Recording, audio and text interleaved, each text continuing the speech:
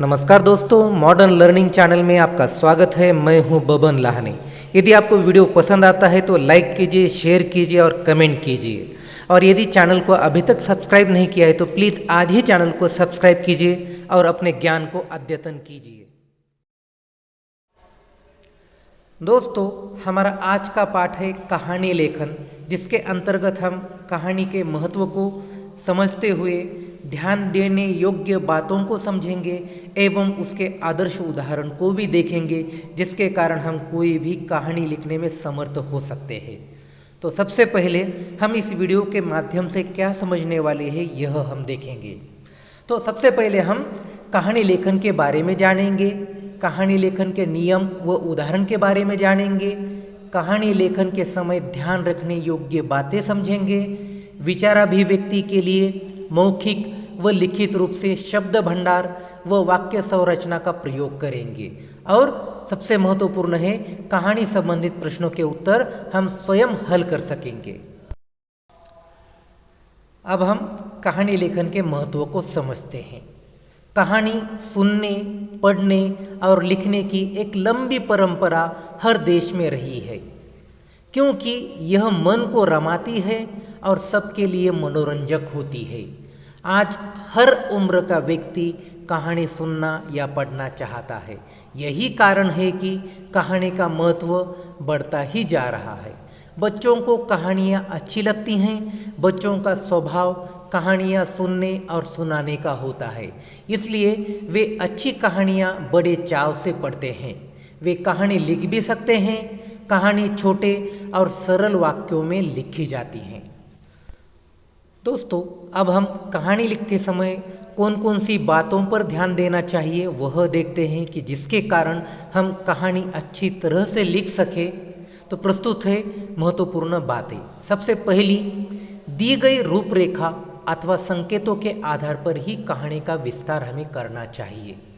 दूसरी बात है, कहानी में विभिन्न घटनाओं और प्रसंगों को संतुलित विस्तार देना चाहिए।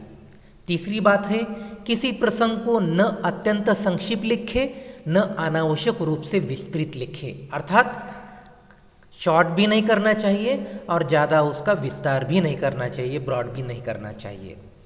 चौथी बात है, कहानी का आरंभ आकर्षक होना चाहिए, अर्थात अट्रैक्टिव होना चाहिए। पांचवी बात है, कहानी की भाषा सरल, स्वाभाविक तथा प्रवाहमयी होनी चाहिए, अर्थात कहानी की भाषा सरल मतलब सिंपल, स्वाभाविक अर्थात नेचुरल और प्रवाहमयी अर्थात कंटिन्यूअस फ्लो में होना चाहिए। आगे, कहानी को उपयुक्त एवं आकर्षक शीर्षक देना चाहिए। तो कहानी को एक आकर्षक शीर्षक देना चाहिए जो अत्यंत छोटा भी होना चाहिए और उपयुक्त भी होना चाहिए, और कहानी का अंत सहज ढंग से करना चाहिए। अब प्रस्तुत है आपके सामने कहानी लेखन का एक आदर्श उदाहरण।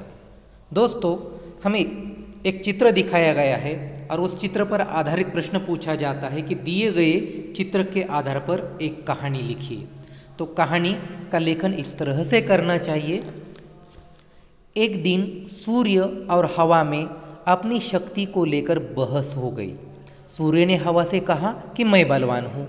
हवा कहने लगी कि मैं अधिक बलवान हूँ। बहुत देर तक दोनों आपस में बहस करते रहे।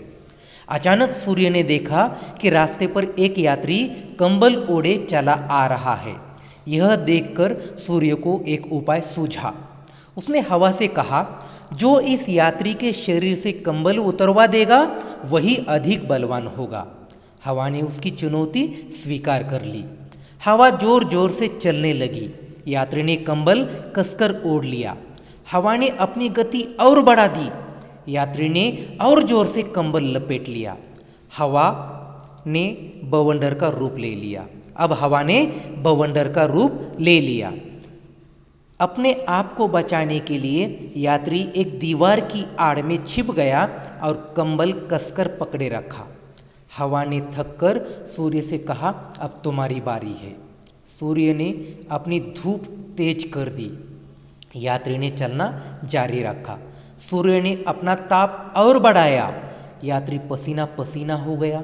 सूर्य की तेज गर्मी उसे सहन नहीं हो रही थी। उसने अपना कंबल निकाल दिया और पेड़ के नीचे बैठ गया। तब सूर्य ने हवा से पूछा, अब तुम बताओ कौन अधिक बलवान है? हवा ने हार स्वीकार कर ली। इस कहानी से हमें शिक्षा मिलती है दोस्तों, हमें कभी किसी को दुर्बल नहीं समझना चाहिए।